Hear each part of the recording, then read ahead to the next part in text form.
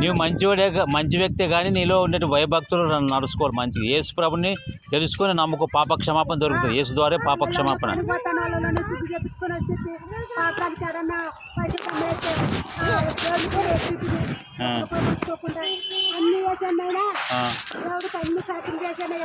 యేసు ప్రభు ద్వారా పాప క్షమాపణ, యేసు ద్వారా యేసు దేవుని కుమారుని ఎవడైతే ఒప్పుకుంటాడో వాళ్ళు దేవుని నిలిచినాడు.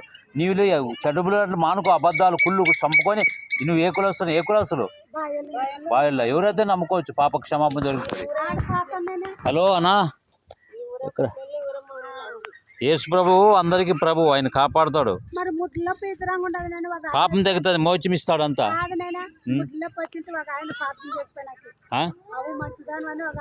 నీవు పాపం తగ్గట్టుకు మోచం ఇస్తాడు అంతే యేసు ప్రభువు.